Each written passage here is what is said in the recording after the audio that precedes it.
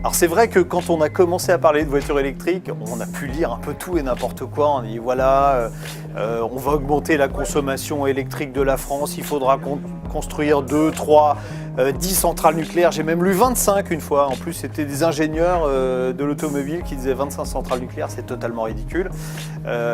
En France, on a une consommation annuelle d'environ 500 TWh d'électricité, une capacité de production de 700 TWh d'électricité. Si demain, l'ensemble du parc automobile français était électrique, on en est quand même très loin. Aujourd'hui, on est à 1% du marché dans les ventes. On vient de franchir les 1% du marché. Donc si les 32 millions de véhicules particuliers étaient électriques, en prenant comme base une consommation d'environ 15 kWh pour faire 100 km, en prenant des pertes de charge de 50%, ce qui est énorme, ce qui n'existe jamais, on aurait une consommation d'environ 84 TWh d'électricité pour faire rouler tout le parc automobile.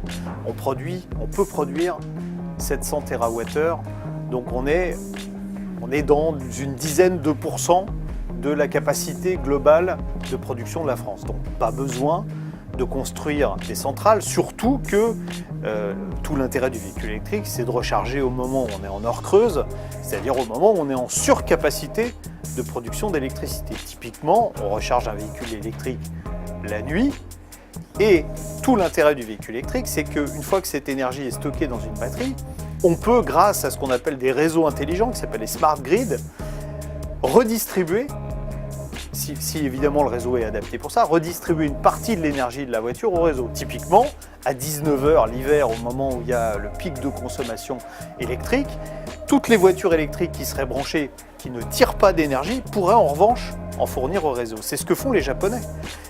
Depuis Fukushima et toutes les centrales nucléaires qui se sont arrêtées, ils ont un gros problème de gestion de l'électricité aux heures de pointe.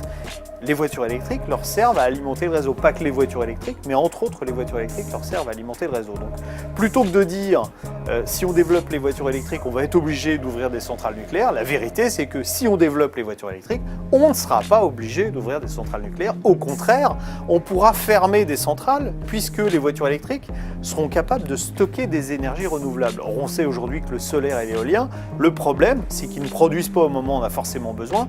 Il faut stocker, et pour stocker, le seul moyen aujourd'hui qu'on connaît viable, ce sont les batteries.